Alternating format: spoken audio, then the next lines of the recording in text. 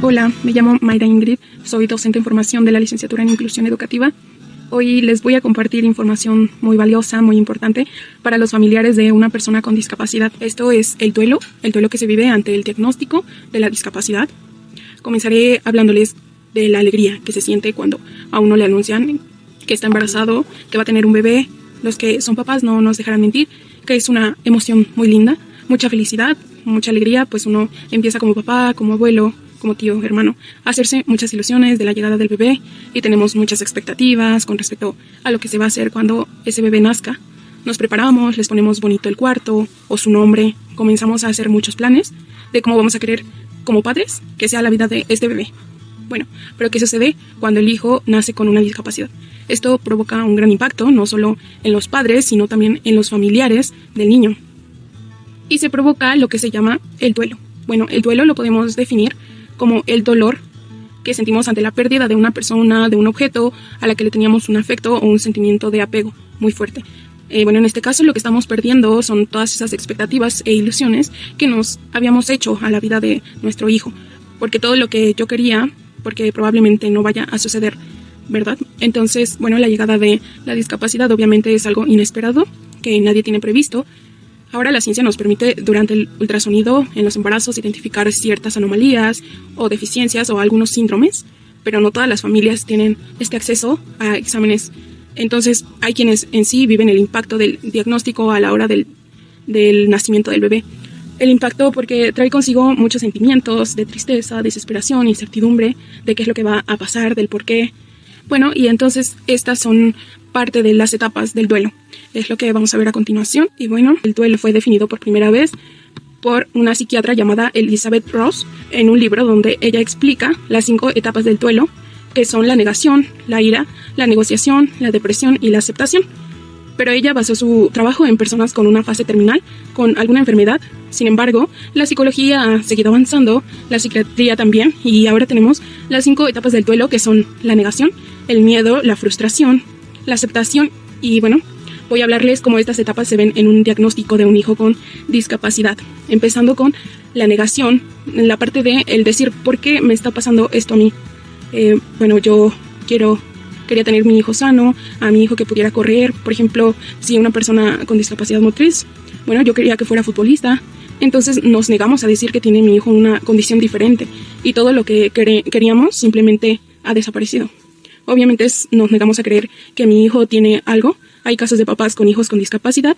Los hijos tienen 11 o 12 años y los papás se niegan aún a este diagnóstico. Es por ello por lo que se debe llevar un acompañamiento en este proceso, porque al final quienes se ven afectados son los propios hijos. Que no reciben un tratamiento oportuno o pertinente desde muy temprana edad, que les permitirá desarrollarse de una mejor manera. Entonces, cuando los papás están en negación, simplemente justificamos las actitudes.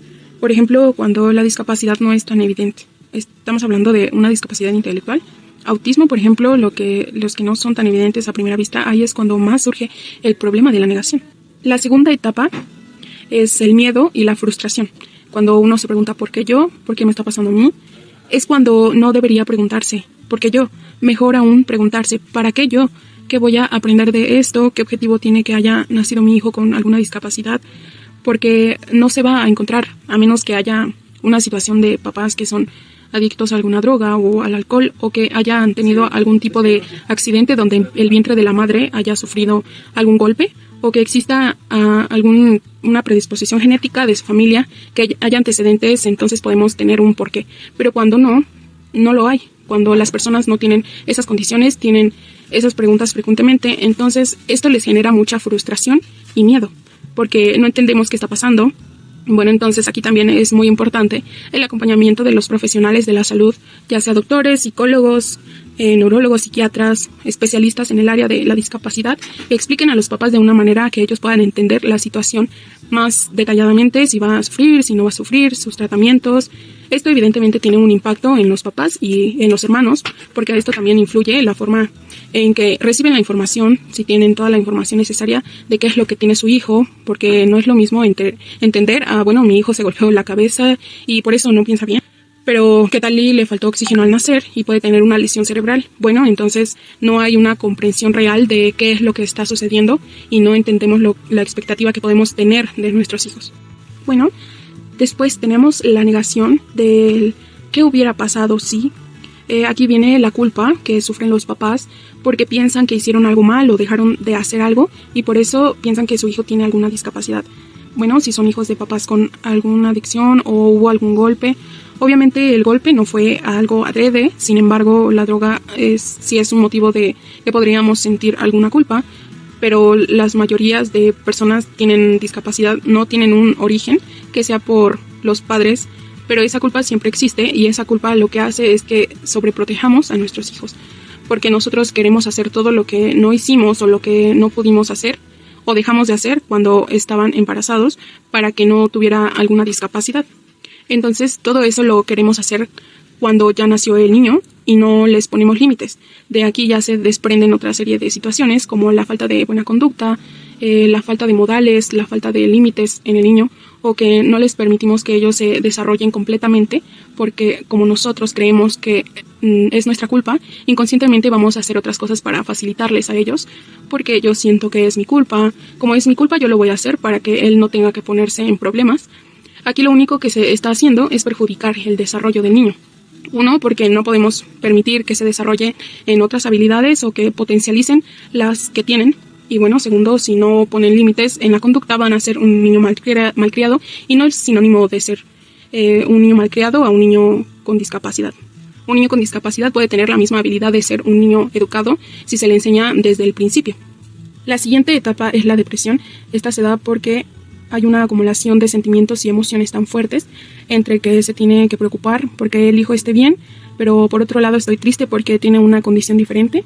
Bueno, muchas parejas empiezan a tener muchos problemas a raíz de la discapacidad del hijo por diferentes patrones de crianza, diferencias o porque simplemente un padre culpa a otro de la discapacidad porque no hay ese involucramiento con el niño y entonces esto va generando problemas con la pareja. En los hermanos también, porque la mayoría de veces pasan a ser segundo plano, entonces la dinámica familiar está totalmente distorsionada, entonces va a girar en torno a la discapacidad.